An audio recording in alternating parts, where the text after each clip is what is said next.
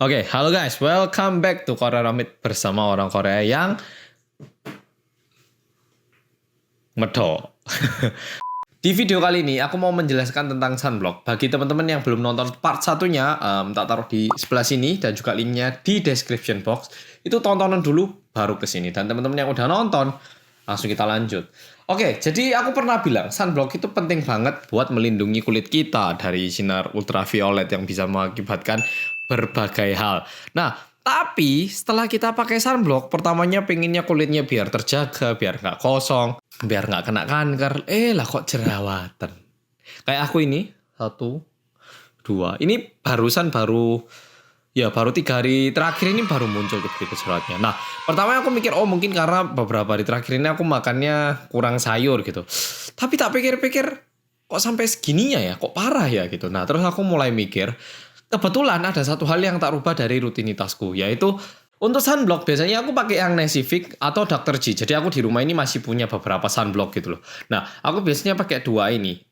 Tapi kebetulan kemarin pas aku ngeledah lemari kecil itu, nemu ada sunblock kecil yang lama gitu loh. Nah, terus masih sisa, aku mikir ya udahlah, ini tak habiskan dulu. Jadi sunblockku itu tak rubah gitu loh. Dan tanpa tak sadari, tiba-tiba kulitku ini mulai berjerawat. Nah, terus aku mikir, kenapa ya? Apa mungkin karena sunblock? Tapi kalau dilihat dari spesifikasinya, ini aku nggak mau nyebut merek ya, karena takutnya menjelekkan merek itu. Tak lihat spesifikasinya itu sama, SPF 50, ada plusnya 4. Terus aku mikir loh, kenapa ya kok jerawatan ya? Apa karena kadaluarsa? Tapi belum 1 tahun. Oh iya, bagi teman-teman yang nggak tahu, sunblock itu kadaluarsanya 1 tahun. Jadi kalau udah dibuka, tahun depan harus dibuang. Sisa nggak sisa tetap harus dibuang. Jadi lebih baik pakai satu sunblock, sampai habis, baru ganti lagi. Oke? Jangan beli sunblock tuh buat badan sendiri, muka sendiri. Jangan. Mending pakai 1 sampai habis, buang, beli baru lagi. Lebih efektif. Nah, lanjut lagi. Jadi aku itu pertama yang mikir, loh kok bisa kayak gini sih, padahal sama gitu loh.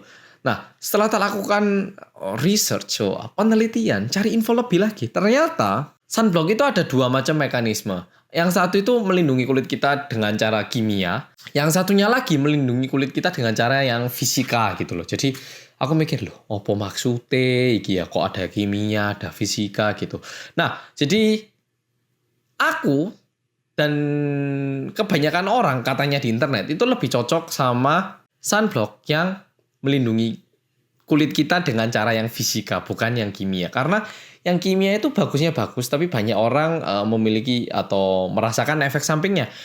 Efek samping yang paling mudah itu yang kayak gini. Pernah nggak waktu pakai sunblock tiba-tiba matanya mulai berkeringat, bukan mudah, berkaca-kaca terus ini meneteskan air mata karena pedih gitu. Pernah nggak ada yang gitu? Atau setelah pakai sunblock keringetan terus masuk matanya jadi pedih. Pernah nggak? Nah, itu salah satu contoh sunblock yang melindungi kulit kita dengan cara yang kimia.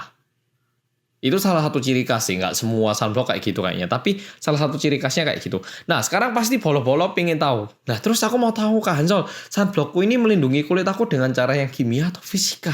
Nah, setelah tak lakukan research, ini tak cari infonya ya. Ini dicari di Wikipedia pun sudah ada ternyata. Nah, kalau kamu cari, gambarnya bakal tak taruh di layar sini ya, jadi tenang aja nggak apa-apa. Kamu lihat aja di bagian bahan ya, atau bahan aktif atau kandungan aktif di dalam sunblock kamu. Kalau ada yang tulisannya oxybenzone atau avobenzone, itu berarti sunblock kamu melindungi kulit kamu dengan cara yang kimiawi. Nah, sunblock yang tak pakai kemarin itu yang kayak gitu. Ini nggak berarti semua teman-teman akan mengalami efek yang sama kayak aku. Bisa saja ada beberapa orang yang malah lebih positif hasilnya. Cuman buat aku nggak cocok. Sedangkan sunblock lainnya yang melindungi kulit kita dengan cara yang fisika itu tadi, itu mengandung atau bahan utamanya adalah zinc oxide sama titanium dioxide. Sekarang kita tinggal lihat sunblock kita, kandungannya itu apakah avobenzone ataupun oxybenzone, atau kandungannya itu zinc oxide sama titanium dioxide. Nah, itu tinggal kita cari. Ternyata setelah tak cari informasinya lebih lagi, sunblock Nesivic sama yang Dr. G yang biasanya tak pakai itu adalah tipe sunblock yang mekanismenya itu melindungi kulit kita dengan cara yang fisika. Cara yang fisika itu cara yang gimana sih? Cara yang fisika itu yang kayak gini. Sunblock itu datang, dipantulkan. Nah, ini yang cara fisika. Sedangkan kalau yang kimia itu tadi, sunblock datang, itu diresap, terus diserap dan diproses secara kimia kayak gitu. Nah, sekarang yang perlu kita cek adalah apakah sunblock kita itu melindungi kulit kita dengan cara yang kimiawi atau cara yang fisikawi. Bener gak sih kimiawi fisikawi ini? Oke, kalau punyamu itu sunblocknya mengandung oxybenzone ataupun avobenzone berarti kimiawi. Kalau kandungan utamanya itu zinc oxide atau titanium dioxide itu yang melindungi, itu berarti kulit kamu dilindungi dengan cara yang fisika.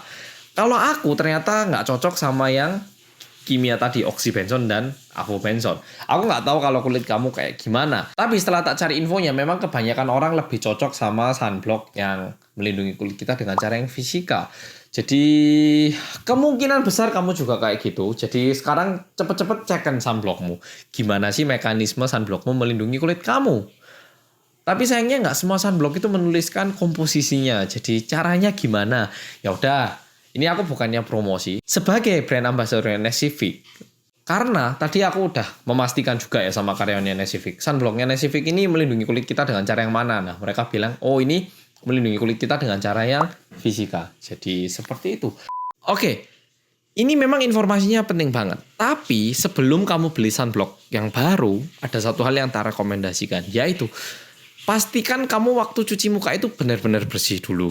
Karena sunblock itu bukan kayak skincare yang meresap dalam kulit kita. Sunblock itu adalah lapisan yang melindungi dan setelah malam hari, setelah udah selesai tugasnya, kita itu harus cuci dengan bersih gitu. Kemungkinan kalau jerawatan bisa jadi bersihkannya kurang, oke? Jadi dicoba dulu pakai sunblock yang sama, cuci mukanya lebih bersih lagi. Tapi kalau 2 minggu, 3 minggu tetap aja ganti sunblock. Itu rekomendasi aku yang pertama. Yang kedua, pastikan sunblocknya nggak lewat dari 1 tahun. Yang ketiga, kalau nggak cocok, coba beli yang lain. Oke, itu rekomendasi dari aku. Semoga membantu. Jadi jangan jadi kayak aku, ada jerawat 2.